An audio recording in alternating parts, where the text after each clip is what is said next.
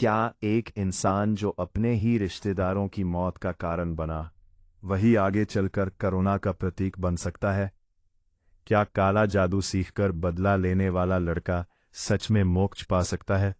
और क्या यह सच है कि इतिहास में केवल एक ही मनुष्य ने रहस्यमयी माउंट कैलाश की चोटी को छुआ, और वो था तिब्बत का खतरनाक तांत्रिक, जो बाद में बना महान योगी मिलारेपा? यह कहानी है अंधकार से प्रकाश तक की, बदले से बोध तक की, एक ऐसे इंसान की जिसने पहले मौत को बुलाया, फिर जीवन का अर्थ समझाया। 11वीं सदी का तिब्बत, बर्फ से ढकी पहाड़ियां, कठोर जीवन और आध्यात्मिक परंपराओं से भरी भूमि। उसी धरती पर जन्म हुआ एक बच्चे का नाम था थोपगा, जिसका अर्थ था सुनकर आनंद देने वाला। उसके पिता एक संपन्न व्यापारी थे, घर में खुशहाली थी, लेकिन किस्मत को कुछ और मंजूर था। जब मिलारेपा अभी छोटे ही थे, उनके पिता की मृत्यु हो गई। मरते समय उन्होंने अपनी संपत्ति अपने भाई और बहन को सौंप दी, ताकि वे बच्चों की देखभाल करें। पर जैसे ही पिता की चिता की राख ठंडी हुई, रिश्तेदारों का तसली चेहरा सामने आ गया। संपत्ति हड़प ली गई, माँ, बहन और छोटा मिलारेपा नौकरों की तरह रहने लगे। फटे कपड़े, आधा पेट खाना, गांव के सामने अपमान, शादी ब्याह में बुलाया नहीं जाता, बल्कि काम करने के लिए घसीटा जाता।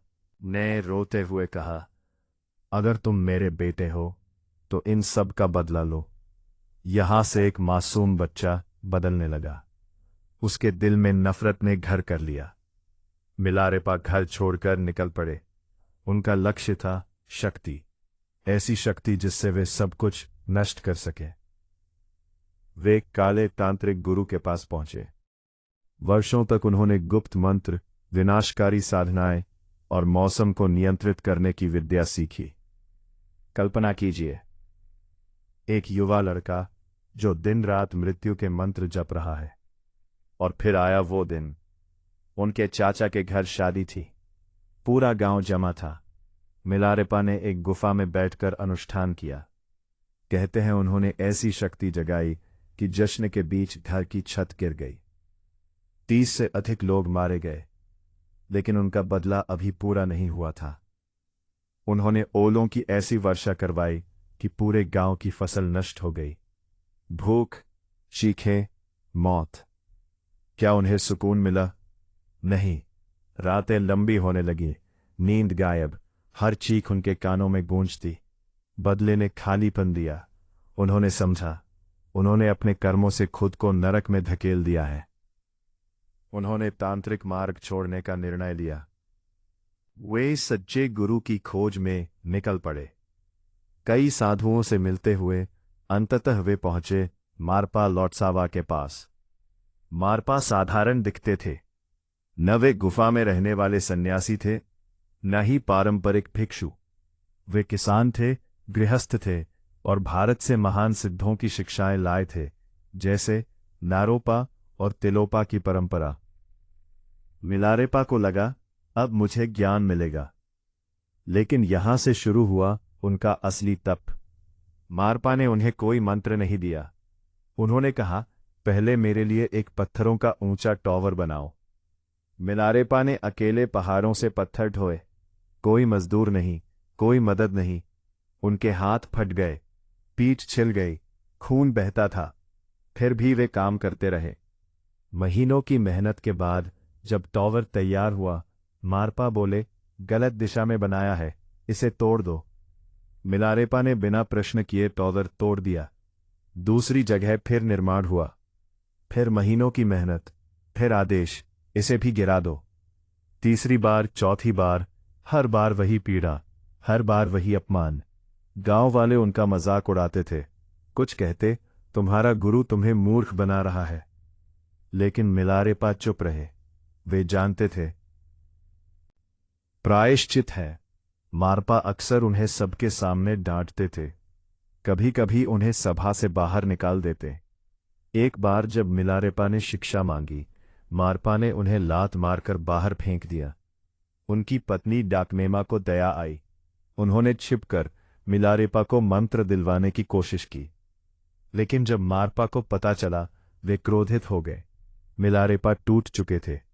उन्होंने सोचा, शायद मैं इस जीवन में मुक्ति के योग्य नहीं हूं। वे आत्महत्या तक सोचने लगे। आखिर एक दिन मारपा ने उन्हें अपने पास बुलाया। पहली बार उनके चेहरे पर कठोरता नहीं थी। उन्होंने कहा, मैं तुम्हें जानबूझकर कष्ट दे रहा था। तुमने भयंकर पाप किए थे।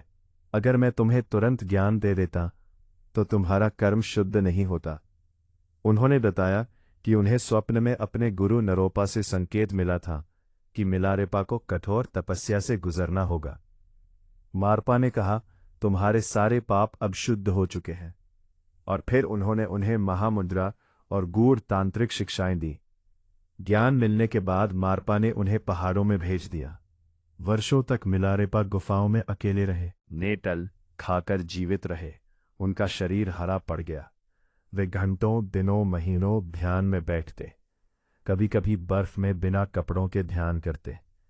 धीरे धीरे उन्हें आत्मज्ञान हुआ। एक दिन गहन ध्यान में उन्हें अनुभूति हुई, संसार शून्य है, अहंकार मिथ्या है, सब कुछ मन की रचना है। उसी क्षण मिलारेपा एक तांत्रिक नहीं रहे, वे बन गए तिब्बत के महान संत। उनके शिष्यों की संख्या बढ़ी। वे गाते हुए उपदेश देते थे, जिन्हें मिलारेपा के गीत कहा जाता था। इसी समय तिब्बत में एक और शक्तिशाली साधक प्रसिद्ध था, नारो बोनचुंग, बौद्ध धर्म का महान तांत्रिक। कहा जाता है कि उसने दावा किया, कैलाश मेरा है। इस पवित्र पर्वत पर चढ़ने का अधिकार केवल मुझे है। माउंट कैलाश सिर्फ एक पर्वत नहीं है, ये शिव का धाम माना जाता है। बौद्ध इसे चक्र संवर का पवित्र स्थान मानते हैं। जैन इसे ऋषभदेव की तपोभूमि कहते हैं। बौद्ध धर्म इसे विश्व का केंद्र मानता है। ऊंचाई लगभग 6,638 मीटर। 4 नदियों का उद्गम, सिंधु, ब्रह्मपुत्र, सतलुज और कर्नाली। आज तक कोई सामान्य मानव आधिकारिक रूप से इसकी चोटी पर नहीं चढ़ पाया। जब नारो बोनचुंग ने मिलारेपा को चुनौती दी, जो पहले कैलाश की चोटी पर पहुंचेगा वही सच्चा आध्यात्मिक स्वामी होगा। प्रतियोगिता तय हुई। नारो बोनचुंग ने अपने जादुई ड्रम ढोल पर बैठकर उड़ने की तैयारी की। मिलारेपा शांत थे। वे एक चट्टान पर ध्यान में बैठ गए। लोग हंसने लगे, ये तो हार जाएगा। सुबह सूर्योदय के समय नारो बोनचुंग अपने जादुई ड्रम पर उड़ते हुए पर्वत की ओर बढ़ा। भीड़ ने जयकार की। मिलारेपा अभी भी शांत ध्यान में थे। अचानक, जैसे ही सूर्य की पहली किरण कैलाश की चोटी को छूती है, मिलारेपा उठते हैं। वे सूर्य की किरण पर सवार हो जाते हैं। हाँ, कथा कहती है कि वे प्रकाश पर चलकर सीधे शिखर पर पहुंच गए। जब नारो बोनचुंग आधे रास्ते में था, उसने देखा मिलारेपा पहले से चोटी पर बैठे मुस्कुरा रहे हैं। उसका ड्रम हिलने लगा। वे संतुलन खो बैठा और नीचे गिर पड़ा। कहा जाता है कि आज भी कैलाश के पास एक चट्टान पर मिलारेपा के पदचिन्ह देखे जा सकते हैं। नारो बोनचुंग ने अपनी हार स्वीकार की। उसने कहा, तुम्हारी शक्ति जादू से नहीं, ज्ञान से आती है। मिलारेपा ने उत्तर दिया, ये मेरी नहीं, मेरे गुरु की कृपा है। कहा जाता है कि उस दिन के बाद मिलारेपा ने प्रण लिया कि कोई साधारण मानव इस पर्वत की चोटी पर न चढ़े।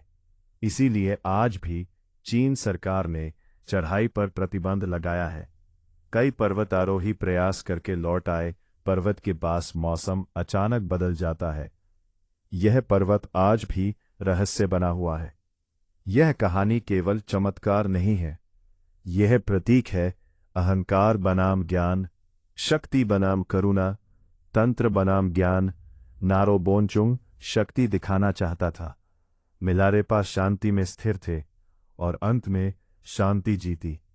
मिलारेपा की संत बनने की यात्रा हमें सिखाती है, कर्म का फल अवश्य मिलता है। सच्चा गुरु हमें सुख नहीं, शुद्धि देता है। अपमान और कष्ट भी कृपा हो सकते हैं। धैर्य ही मुक्ति का मार्ग है। और ऐसे ही रहस्यमयी और इंटरेस्टिंग कंटेंट के लिए हमारे चैनल को सब्सक्राइब करना न भूलें।